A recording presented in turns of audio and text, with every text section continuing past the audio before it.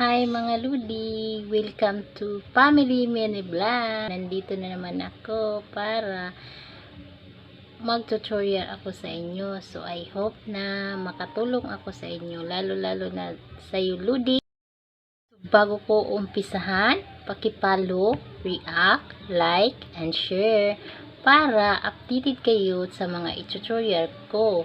At kung meron kayong kasagutan, comment and below dahil bibigyan natin yan ng katanungan ay kasagutan. So, ang i-tutorial ko nga pala ngayon kung paano natin ma-track or ma-trace ang cellphone natin nawawala or ang jowa natin na nawawala or yung mga anak natin na nawawala. So, dito nyo yan magkikita mga ludis. Panuorin nyo ito para makikita nyo na yung hinahanap nyo na nawawala. Okay mga Ludi? So for today's video, sasagutin ko lamang yung katanungan ni Ludi. Ito po yung katanungan ni Ludi. Gusto niya na masagot sa akin. Good day po. Pwede po ba mahanap ang cellphone kahit hindi alam ang password? So, yan po ang tanong ni Ludi sa akin. So, Ludi, dito ko po yan sasagutin yung katanungan mo, Ludi. Then, sabi ko naman sa kanya, good day din sa iyo, sir. So, oo, sir, mahanap mong location, sir, kung saan yung CP mo. Manood ka po sa tutorial ko kasi nag-tutorial na din ako about sa cellphone kung saan. So, yan po. Then, meron din itong pangalawa. Pangalawa niya na tanong, sa totoo lang gusto ko kasi matrace ang misis ko kung saan siya ngayon. Ang email niya lang alam ko pero ang password nakalimutan ko po. So, sabi ko naman sa kanya, okay, manood ka sa tutorial ko bukas, Ludi. Okay, Ludi, sundan mo lang itong video na ito para matrace mo na kung saan yung cellphone mo or yung misis mo na nawawala or yung anak mo na nawawala din. So, keep on watching! So, dito na tayo, Ludis. I-click mo lang ang Google. I-search mo lang dito and find my device. So, ako nandito na. I-click lang po natin ito. Hintayin na po natin. So, ito naman. I-click natin ito. Find my device. So, hintayin na natin. So, ito na yun, Ludis.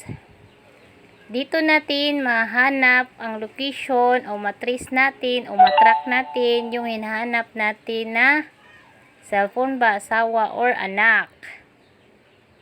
So, ito po, Ludi, i-click lang po nyo itong blue na parang cellphone. Ayan. Makikita nyo po dito ang location niya, yung lugar niya, Ludi, kung saan siya. Napadpad, charot. Padpad nga ba? So, i-click mo lang yan. Then, hintayin mo lang yan dahil naglo-loading siya. Ayan, Ludi. Dito mo yan makikita, Ludi, kung saan na lugar, napadpad ang inyong hinahanap. So, ito na nga yung lugar na kung saan ito, siya. Ludi, i-click lang po natin ito. Hintayin na po natin, Ludi, dahil naglo-loading siya. So, ayan na, Ludi. Makikita nyo na yan, yung hinahanap nyo, yung jowa nyo, asawa, anak, or yung cellphone mo na nawawala. Take note lang, mga Ludi. Kailangan alam nyo po ang email niya para mabuksan mo yung cellphone niya. Okay, Ludi?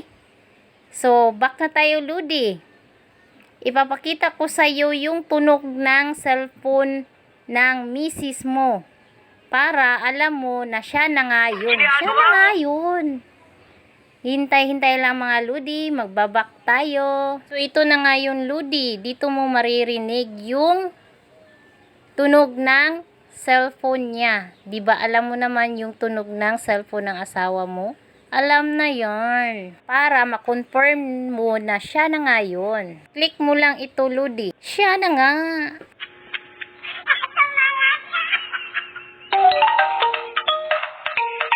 So, ayan na, Ludi. Narinig mo na yung sounds ng CP ng asawa mo. Then, ito namang pangalawa, yung percent ng battery sa cellphone niya. At kung halimbawa, sinasabihan ka niya na lubat na siya, ay Diyos ko po, Inday, hindi po siya lubat. Makikita mo dito na nagsinungaling siya dahil ang percent ng battery na ginagamit niya ay 45% pa. Ayaw ka lang niyang re-replyin, charing.